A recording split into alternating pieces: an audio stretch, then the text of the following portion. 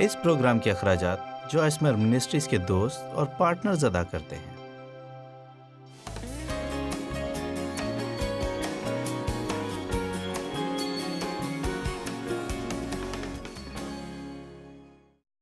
دوسرا کرنتھیوں 3 باب اور 6 آیت۔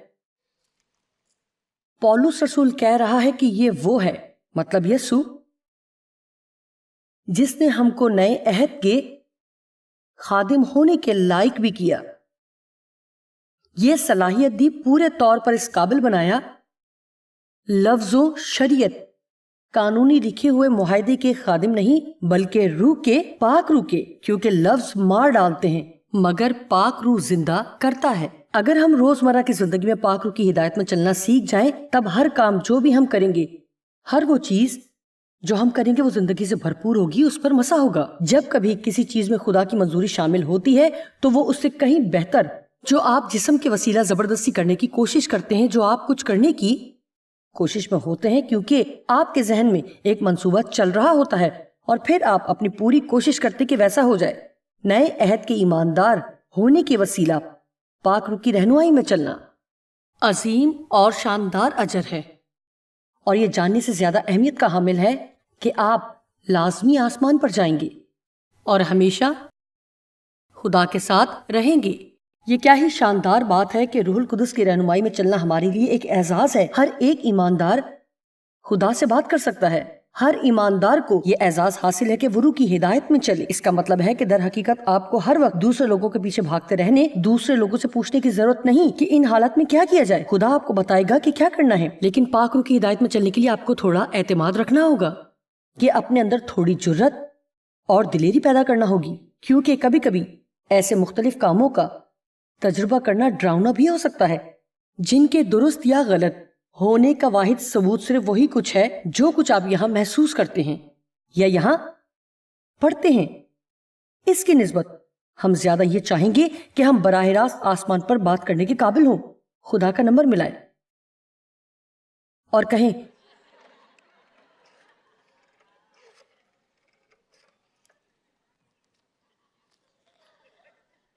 کیا میں خدا سے بات کر سکتی ہوں پلیز؟ اوہ خدا، تجھ سے بات کر کے اچھا لگا۔ زمین سے میں جوائس بول رہی ہوں۔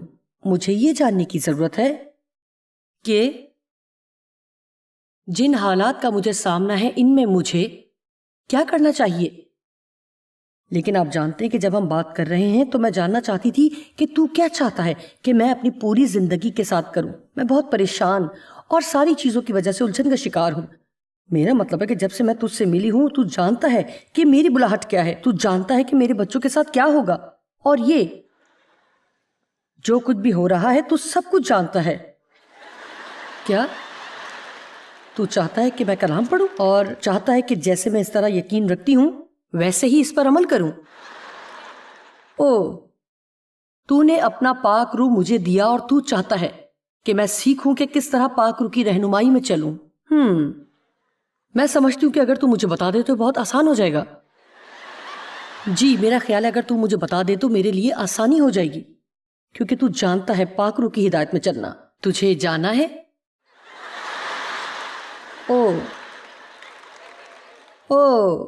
ٹھیک ہے، تو نے مجھے پہلے ہی بتا دیا تھا اور تو مجھے دوبارہ نہیں بتائے گا۔ میں سمجھ گئی، ٹھیک ہے، اچھا خداوند، لو یو، بائے۔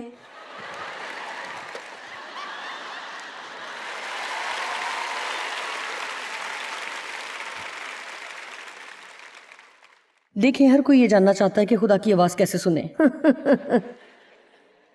آپ جانتے ہیں اچھا ہوتا اگر ہم براہ راست آسمان پر کال کر کے خدا سے فون پر بات کر سکیں۔ آپ جانتے ہیں میں خدا سے کہتی ہوں اگر کبھی تو یہاں نیچے آ کر 5 منٹ بیٹھے تو ہم اپنے سارے کام سیدھے کروا سکتے ہیں۔ لیکن آپ جانتے ہیں کہ بڑی دلچسپ بات ہے کہ کچھ باتوں میں خدا واقعی بہت پراسرار ہے، اور اس کا بالکل واضح مطلب یہ ہے کہ ہر اس چیز کو جو وہ آپ کے ذہن میں کر رہا ہے آپ ہمیشہ ہی اسے نہیں سمجھ سکتے۔ ایک روحانی شخص ہوتے ہوئے در حقیقت ہمیں یہ سیکھنے کی ضرورت ہے کہ روح میں کیسے بہیں اور کام کیا جائے۔ ہمیں یہ سیکھنے کی ضرورت ہے کہ روحانی طور پر کس طرح امتیاز کیا جائے۔ یوں لگتا ہے کہ خدا کے لیے فقط ہمیں بتانا بہت آسان ہوتا ہے، لیکن وہ چاہتا ہے کہ ہم تلاش کریں۔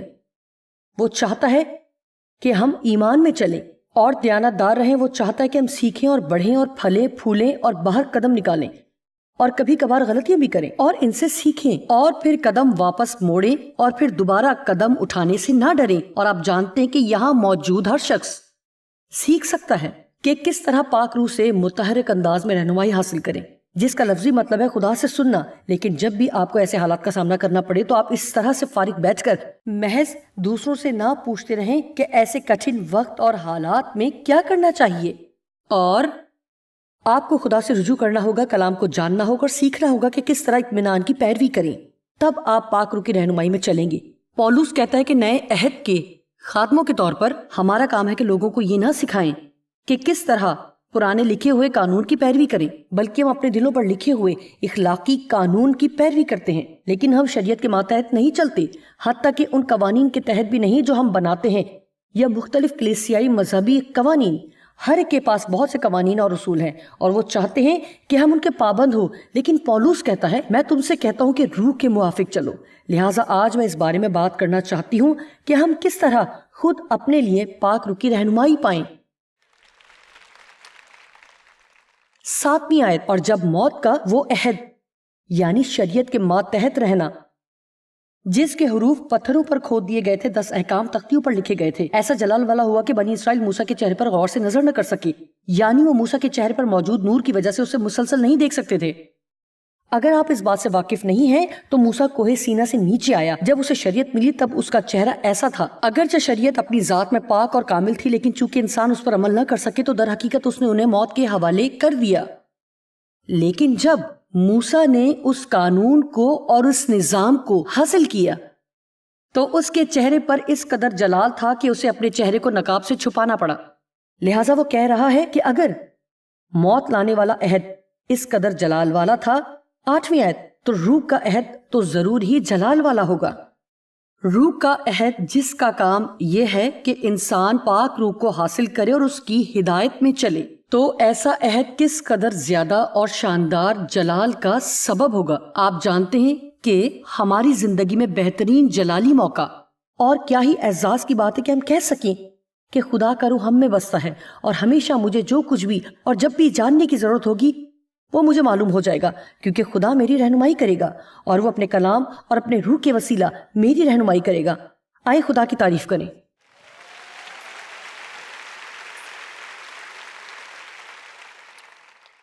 اور پھر پہلا یوحنا 2:27 میں مسیح کے بارے میں بتاتی ہے کہ مسیح قوت اور خدا کی حقیقی حضوری اور خصوصیات کا نام ہے.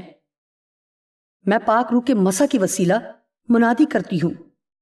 جو کچھ میں کر رہی ہوں یہ کرنے کی میں نے کوئی باقاعدہ تعلیم بھی حاصل نہیں کی. یہ آج میرے پیغام کا حصہ ہے. یہ سب کچھ میرے ذہن میں نہیں ہے.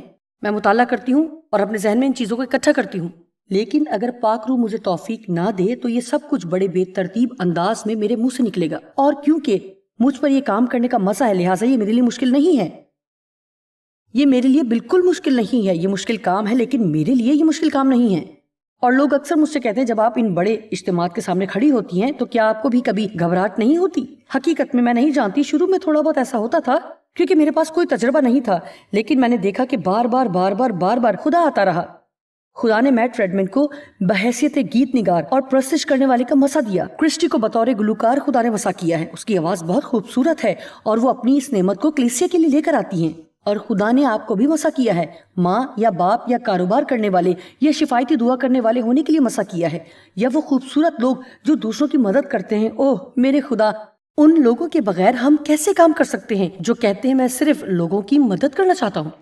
میں مددگار لوگوں سے پیار کرتی ہوں. میرا مطلب ہے اگر مجھے مددگار نہ ملے ہوتے تو میں بہت پہلے ہی انتہا درجے کی پاگل ہو گئی ہوتی. عمر کے گزرنے کے ساتھ مجھے مددگاروں کی زیادہ ضرورت ہے. میرا مطلب ہے میں بہت دلچسپ چیزیں کرتی ہوں. اپنا فون بھول جاتی ہوں اور کس طرف جانا ہے. جب بھی میں ہوٹل کے کمرے سے نکلتی ہوں بھول جاتی ہوں کہ کہاں جانا ہے. میں نہیں جانتی کہ میرا مسئلہ کیا ہے. میں اگر احتیاط نہ کروں تو باتھ روم میں گم ہو سکتی ہوں. مطلب میں باتھ روم جاتی ہوں اور مجھے سمجھ نہیں آتا کہ میں دروازے سے اندر آ رہی ہوں یا باہر جا رہی ہوں، یا باتھ روم سمجھ کر الماری کا دروازہ کھولتی ہوں. مددگاروں کے لیے خدا کا شکر ہو. لیکن یوحنا 2:27 اگر ہم جلدی سے نظر ڈالیں، بلکہ جس طرح وہ مسا मुकद्दस तकरूरी, मालिश। मुझे ये लफ्ज मालिश बहुत पसंद है। हम आजकल इस लफ्ज को ज्यादा इस्तेमाल नहीं करते, लेकिन मेरे लिए ये पाक रूह का बेहतरीन इजहार है। जैसे हाँ, ये बिल्कुल मालिश की तरह है। मतलब मैं ये कर सकती हूँ। पाक रूह की मालिश। मेरा मतलब है कि अगर आप किसी गंदे घर को देखें तो आप कहेंगे, मैं जानती हूँ कि खुदा चाहता है कि मैं इसे साफ करूं। मेरा ईमान है कि आज मुझ पर उसका मसा है। मैं हाजिर हूँ, मुझे इस जगह को साफ करना है। मसा सिर्फ मिनिस्ट्री के लिए ही नहीं होता, मसा आपकी जिंदगी के हर दिन के रोजमर्रा कामों के लिए भी होता है। आइए अपनी जिंदगी में पाक रूह के काम को हद से ज्यादा रूहानी ना बनाएं और इसे इतना हल्का ना बनाओ कि सिर्फ रूहानी बातों तक महदूद ना कर दें कि हमारी रोजमर्रा जिंदगी में अमली तौर पर कोई बेहतरी ना आ सके। आप जो कुछ भी करना चाहते हैं, खुदावंद का रूह आपकी रहनुमाई कर सकता है कि बच्चों की परवरिश किस तरह करें। आपको मालूम होगा कि कब उनकी इस्लाह करनी है और कब उन पर रहम करना है और कब किसी चीज को दरगुजर करना है। बच्चों की परवरिश पर किताबें रखना अच्छा है, लेकिन बास औकात आपको उन किताबों में मसाइल का हल नहीं मिलता। मैंने 4 बच्चों की परवरिश की और हमारे पास ऐसी कोई किताब नहीं थी। हमारे पास सिर्फ एक किताब थी जो किसी डॉक्टर स्पोक नामी शख्स ने लिखी थी और वो इतनी मोटी थी। मेरा मतलब है कि अगर आपको कोई मुश्किल पेश आए और आप इस किताब को खोलें तो मुश्किल ही से कोई अमली हल ढूंढ पाएंगे कि बच्चों की परवरिश कैसे करें। मुझे बहुत बुरी तरह पाला गया, तो भी पाक रूह की रहनुमाई से मैंने 4 बच्चों की परवरिश की और वो आज खुद बच्चे पाल रहे हैं। मेरा मतलब है वो खुदा की खिदमत कर रहे हैं और आज मेरे 10 पोते पोतियां हैं। लिहाजा मेरी तरफ देखें, आपको इस बात से घबराने की कतई जरूरत नहीं कि इस वक्त करने के लिए जो काम आपके सामने है आप उनके लायक नहीं। क्या आपने सुना? आपको घबराने की जरूरत नहीं कि आप वो काम करने के काबिल नहीं जो इस वक्त आपके सामने है। आज यहाँ कोई है जिसे ये सब सुनने की जरूरत है। आपको खौफजदा होने की जरूरत नहीं कि जो कुछ भी करने के लिए आपके सामने है आप उसे करने के लायक नहीं हैं। हत्ता कि वो चीजें भी जिनके बारे में आप जानते ही नहीं। आप पूरा एतमाद जिंदगी बसर कर सकते हैं। मेरी जिंदगी में किसी भी वक्त कुछ भी आए तो मेरे पास पाक रूह का गहरा इत्मीनान मौजूद है कि उस काम को कर सकूं। मुझे जो करना है यीशु के नाम में कर सकती हूँ। और तुम्हारा वो मसा जो उसकी तरफ से किया गया तुम में कायम मुस्तकिल तौर पर रहता है। लिहाजा खुदा का मसा आप में रहता है और मुस्तकिल तौर पर रहता है। जी हाँ, खुदा का मसा आप में है और मुस्तकिल तौर पर रहने के लिए है और तुम इसके मोहताज नहीं कि कोई तुम्हें सिखाए। अब इसका हरगिज़ ये मतलब नहीं कि हमें तालीम की नेमत की जरूरत नहीं है या हमें नसीहत के कलाम की जरूरत नहीं है, लेकिन यहाँ एक उमूमी उसूल की बात हो रही है। हमें हर वक्त दूसरों के पीछे भागने की जरूरत नहीं है कि वो बताएं कि हमें क्या करना चाहिए। आप जानते हैं कि हम ज्यादा वक्त दूसरे लोगों से ये पूछने के लिए भागते फिरते हैं कि हमें क्या करना चाहिए, और अगर आप उनकी जिंदगी पर नजर डालें तो उन्हें खुद भी नहीं मालूम होगा कि वो क्या कर रहे हैं। तो क्यों ना फिर खुदा के पास जाएं। लेकिन जैसा कि उसका मसा आपको हर बात के मुतालिक सिखाता है और ये सच है, इसमें कुछ छूट नहीं। आपको उसमें कायम रहना और जिंदगी बसर करना है। अब आखिरी हवाला रोमियो 7:4-6 आयत। खैर आखिरी नहीं, लेकिन इस हिस्से का आखिरी हवाला।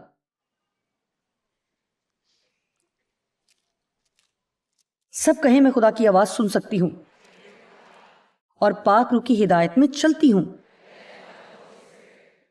रोमियो 7:4। बस ऐ मेरे भाइयों, तुम भी मसीह के बदन के वसीला से शरीयत के एतबार से इसलिए मुर्दा बन गए कि उस दूसरे के हो जाओ जो मुर्दों में से जिलाया गया, ताकि हम उसके लिए फल पैदा करें। अब इसका क्या मतलब है? सच्ची बात है कि मैं यहां शरीयत और फजल के फर्क पर तालीम देने की कोशिश नहीं कर रही, लेकिन अगर आप शरीयत के मातहत हैं तो आपकी जिंदगी के लिए बहुत से उसूल और ज़वाबित हैं और आप बहुत जल्द पाक रूह को अपनी जिंदगी से बाहर निकाल देंगे और ये चीजें आपकी जिंदगी को मौत के हवाले कर देंगी। मेरे पास बहुत सी मज़ाहिया कहानियां हैं जो मैं आपको सुना सकती हूँ, लेकिन मैं अपने मौजू से हटना नहीं चाहती। ताहम किसी ने एक दिन मुझसे एक ग्रुप में पूछा, जब सवाल और जवाब का सेशन हो रहा था, आप हर रोज कितनी देर दुआ करती हैं और कितनी देर आप रूह में दुआ करती हैं? और मैं खुश थी कि उन्होंने ये सवाल पूछा, क्योंकि मैंने कहा मुझे नहीं मालूम। आप जानते कि मुझे क्यों नहीं मालूम? क्योंकि अब मैंने गिनना छोड़ दिया है। आप सुन रहे हैं?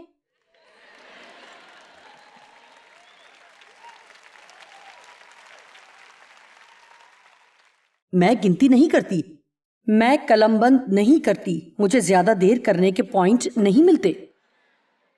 اور نہ ہی میری دعا نہ کرنے سے خدا مجھ سے ناراض ہوتا ہے، بلکہ وہ چاہتا ہے کہ جب بھی میں چاہوں یا جب بھی مجھے ضرورت ہو میں دعا کروں۔ لہٰذا میں نے نوٹ کرنا چھوڑ دیا ہے۔ میرے لیے دعا سانس لینے کی طرح ہے، اور میں اس طرح کی دوڑ میں شامل نہیں ہونا چاہتی جہاں میں کہوں آپ جانتے ہیں میں روزانہ 1 گھنٹہ دعا کرتی ہوں، اور اب میں نے اپنا روحانی فرض پورا کر دیا ہے۔ جب پاک روح آپ کی رہنمائی کرتا ہے تو آزادی آتی ہے۔ میں یہ مشورہ نہیں دے رہی کہ ہمیں نظم و ضبط کی ضرورت نہیں، مجھے نظم و ضبط پسند ہے، اور میرے خیال میں اگر آپ نے ابھی تک دعائی زندگی قائم نہیں کی تو پھر شاید آپ کو خدا سے پوچھنے کی ضرورت ہے کہ نظم و ضبط کا کون سا نمونہ جس کی آپ کو پیروی کرنے کی ضرورت ہے۔ جلد یا بدیر آپ کو ان تمام بندھنوں کو توڑنا ہوگا اور خود کو پاک روح کے سپرد کرنا ہوگا، اور یہ کہنا ہوگا میں پاک روح کی ہدایت میں چلوں گی۔ ایک بار ایک عورت میرے پاس آئی اور کہا جوائس وہ سب جن کو میں جانتی ہوں ایک چرچ میں صبح کی دعائیا میٹنگ میں جا رہے ہیں، اور اس نے کہا مجھے نہیں لگ رہا کہ مجھے وہاں جانا چاہیے، اور اس نے کہا وہ لوگ اس بارے میں مجھے شرمندہ کر رہے ہیں۔ میں آپ سے پوچھتی ہوں کہ میرے ساتھ کیا مسئلہ ہے کہ میں وہاں نہیں جانا چاہ رہی؟ کبھی آپ کے ساتھ ایسا ہوا کہ آپ وہ نہ کرنا چاہیں جو باقی سب کر رہے ہوں، اور وہ آپ کو شرمندہ کر رہے ہوں کیونکہ آپ ہی واحد ہیں جو نہیں کرنا چاہ رہے، کیونکہ آپ ہی وہ واحد ہیں جو نہیں کرنا چاہ رہے؟ خیر، آپ میں سے کتنے لوگ اتنے دلیر ہیں کہ اپنی بات پر کھڑے رہیں اور کہیں کہ میں ہجوم کے ساتھ نہیں جاؤں گا، میں پاک روح کی پیروی کروں گا، مجھے کوئی وضاحت پیش کرنے کی ضرورت نہیں، میرے پاس اس کی کوئی وجہ نہیں، بس مجھے یوں لگ رہا ہے کہ مجھے یہ نہیں کرنا چاہیے۔ کیا آپ جانتے ہیں لوگ ویسے نہیں ہیں جیسے ہونا چاہیے؟ کیا آپ جانتے ہیں اکثر اوقات لوگ وہی کرتے ہیں جو زیادہ تر لوگ کریں گے، اور لوگوں کے دباؤ میں آ جاتے ہیں، اور وہ جا کر وہی کچھ کریں گے جو شاید وہ خود کرنا نہیں چاہ رہے ہوتے، لیکن وہ صرف لوگوں کو خوش رکھنے کے لیے ایسا کرتے ہیں۔ اور میں یہ کہہ رہی ہوں کہ آپ کو یہ ختم کرنا ہوگا۔ آپ جانتے ہیں کیوں؟ ہو سکتا ہے کہ اس سے وہ خوش ہوں گے، لیکن یہ آپ کو موت کے حوالے کر دے گا، آپ کو خالی اور ناتواں بنا دے گا۔ لہٰذا اس نے کہا جوائس میرے ساتھ کیا مسئلہ ہے کہ میں وہاں نہیں جانا چاہتی؟ اور میں نے کہا شاید کچھ بھی نہیں، شاید خدا نہیں چاہتا کہ آپ وہاں پر جائیں، ہو سکتا ہے کہ یہ بات آپ کی سمجھ میں نہ آئے، شاید وہ چاہتا ہے کہ آپ کچھ اور کریں۔ اس نے کہا جب آپ نے یہ کہا تو مجھے خیال آیا کہ کیا آپ جانتی ہیں کہ میرے دل میں سچ میں کیا ہے؟ آپ اس کے چہرے پر پھیلتی روشنی دیکھ سکتے تھے۔ آپ جانتے ہیں کہ جب آپ وہ کرتے ہیں جو آپ کرنا چاہتے ہیں تو ہمارے اندر نور آ جاتا ہے۔ اور اس نے کہا جب وہ سب وہاں جائیں گے تو میں ان کے بچوں کی دیکھ بھال کرنا چاہوں گی۔ آپ جانتے کہ اس میں خاص بات کیا ہے؟ خدا چاہتا ہے کہ مسیح کے بدن کی تمام ضرورتوں کو پورا کیا جائے۔ اگر ہم دوسروں پر وہی کام کرنے کے لیے دباؤ نہ ڈالیں جو ہم کر رہے ہیں اور نہ ہماری طرح ہوں تو ہو سکتا ہے کہ ہم زیادہ کامیابی حاصل کریں۔ ایک اور مثال جس سے آپ ان باتوں کو سمجھ سکے، کافی عرصے پہلے کی بات ہے، ایک دفعہ ہمارے چرچ میں ایک عورت آئی اور وہ مسا سے بھری شفایت کرنے والی خاتون تھی۔ اوہ میرے خدا، وہ واقعی ایک مسا سے بھری شفایت کرنے والی تھی۔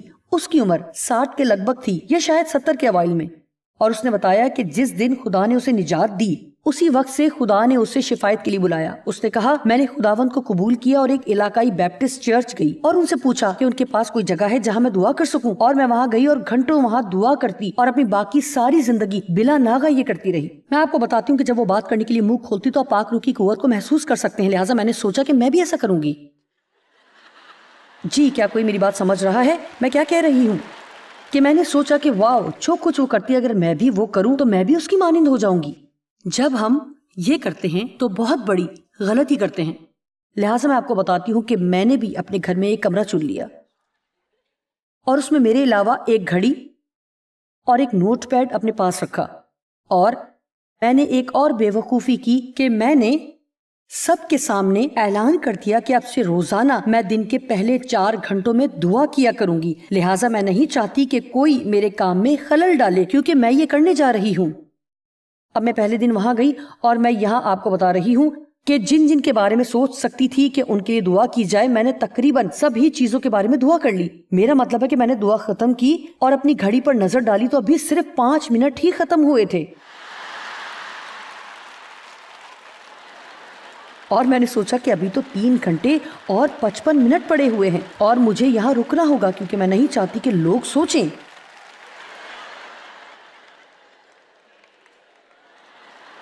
جی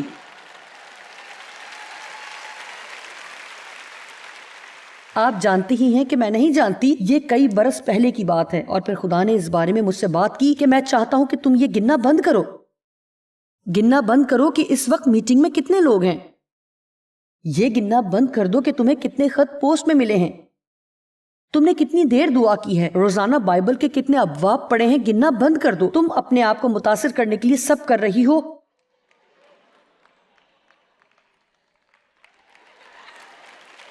اور مجھے یہ پسند نہیں۔ مجھے اپنے اندر آزادی محسوس ہوئی جس کی آپ میں سے بھی کچھ لوگوں کو ضرورت ہے۔ آپ جانتے ہیں کہ ایک بار جب ہم آزاد ہو جائیں تو ہمیں اس آزادی میں قائم رہنے کی ضرورت ہے، کیونکہ میں آپ کو بتاتی ہوں کہ یہ قانون پرستی کی روحیں، یہ مذہبی چیزیں جن کی تلوار ہم سب پر لٹکتی رہتی ہے، ہمیشہ ہی سے موجود ہیں اور ہمیں یہ سوچنے پر مجبور کرتی ہیں کہ اگر آپ قانون کی پیروی نہیں کرتے تو غیر محفوظ ہیں، آپ کو قوانین پر چلنا ہے۔ ہم سب کے پاس ایک نیا قانون ہے، ہمارے پاس ایک نئی شریعت ہے، محبت کی شریعت ہے۔ جب تک ہم محبت میں چلتے ہیں تب تک ہم زیادہ مشکل میں نہیں پڑتے۔ یہ سب سے بڑا حکم ہے اور ہمارے پاس نیا حکم ہے، اور وہ ہے کہ پاک روح کی رہنمائی اور ترغیب میں چلیں۔ لیکن جوائس، میں نہیں جانتی کہ یہ کیسے کروں۔ خیر، آپ جانتے ہیں کہ آپ بہت جلد سیکھ جائیں گے۔ آپ قدم اٹھاتے ہیں، اوہ یہ کام نہیں کر رہا، یا واو، میرے خیال میں مجھے اس کا تجربہ کرنا چاہیے۔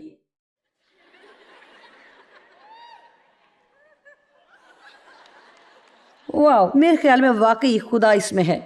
اور میں آپ کو ایک اور بات بتاتی ہوں، اگر خدا کے ساتھ اپنے رشتے میں آپ پرجوش نہیں ہو رہے تو شاید آپ میں اسی بات کی کمی ہے، کیونکہ جو چیز خدا کے ساتھ ہمارے سفر کو خوبصورت بناتی ہے وہ یہ کہ کسی بھی دن آپ یہ نہیں جانتے کہ اگلے دن پاک روح کیا کرنے کو کہے گا، لیکن اگر آپ اس کی پیروی نہیں کر رہے تو آپ کبھی بھی نہیں جان پائیں گے، اور اگر آپ اس کی پیروی کرتے ہیں تو یہ واقعی بڑا پرجوش سفر ہوگا۔ میں شرط یہ کہہ سکتی ہوں کہ میٹ، بعض دفعہ آپ کو اپنے گیت اس وقت ملتے ہوں گے جب آپ کو توقع نہیں ہوتی، ایسا ہی ہے نا؟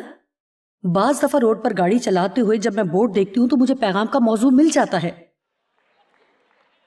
دیکھیں، خدا صرف چرچ کے اندر ہی نہیں ہے، وہ گرم سرخ لائن کے اس طرف ہے ہی نہیں، وہ ہر جگہ ہے، ہر جگہ حاضر و ناظر ہے، ہر وہ اس جگہ موجود ہے جہاں آپ جاتے ہیں۔ آپ سودا سلف کی دکان پر جاتے ہیں، وہ آپ کے ساتھ ہے، وہ ملازمت پر آپ کے ساتھ جاتا ہے، وہ آپ کے کام میں آپ کی مدد کرنا چاہتا ہے، آپ کے ساتھ مل کر بچوں کی پرورش کرنا چاہتا ہے۔ جو کچھ بھی آپ کرتے ہیں وہ اس میں آپ کے ساتھ ہوتا ہے، اور میں خدا کے ساتھ اپنے رشتے سے خوش ہوں، اور جتنا لمبا اس رشتے کو ہو رہا ہے میں اتنی ہی زیادہ خوش اور پرجوش ہوں۔ میں پاک روح کی رہنمائی میں چلنے کا مطالعہ کرنا پسند کرتی ہوں۔ رومیو 7واں باب 5ویں آیت، میرے خیال میں ہم یہاں تھے۔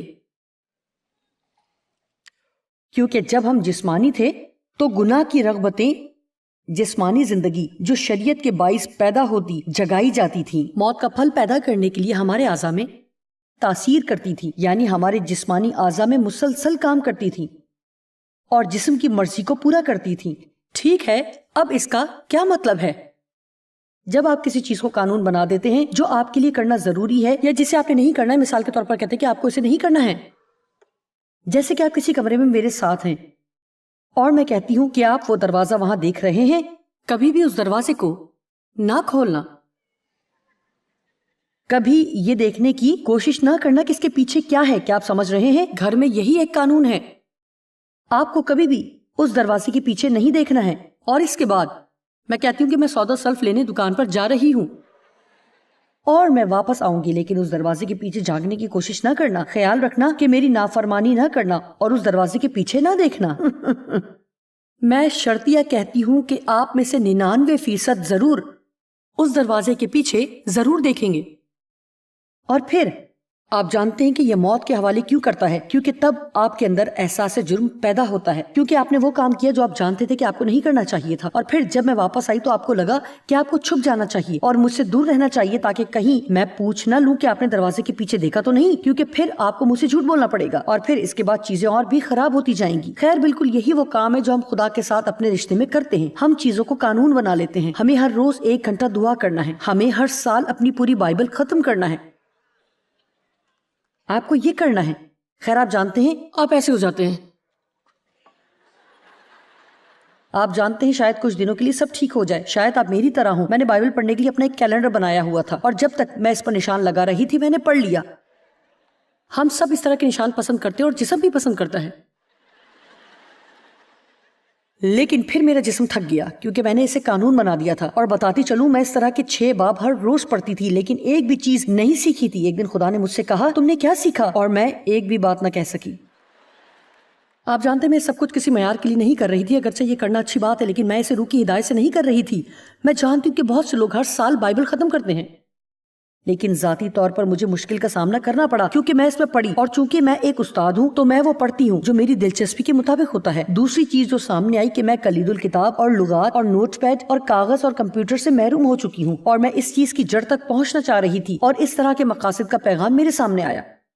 میں نے مقاصد کے متعلق بات کی تھی اور میں نے سوچا واو، لیکن میں نے دن کے لیے مقرر کردہ بائبل کے ابواب نہیں پڑھے ہیں، میں نے کیلنڈر پر ختم شدہ کا نشان نہیں لگایا، لیکن خدا کی طرف سے کلام حاصل کیا۔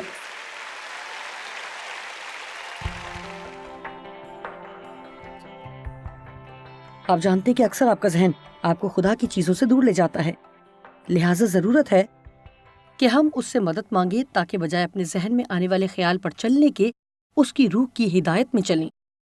جو کچھ ہم سوچتے ہیں ہر اس سوچ کے پیچھے چلنے کے بجائے ہمیں اپنی روح کو بھرنے پر توجہ کرنے کی ضرورت ہے۔ آئیے سیکھیں کہ کس طرح مسیح کے ذہن کی مانند سوچیں، اور یہ کرنے کا ایک طریقہ یہ ہے کہ ہم خدا کے کلام کا مطالعہ کریں۔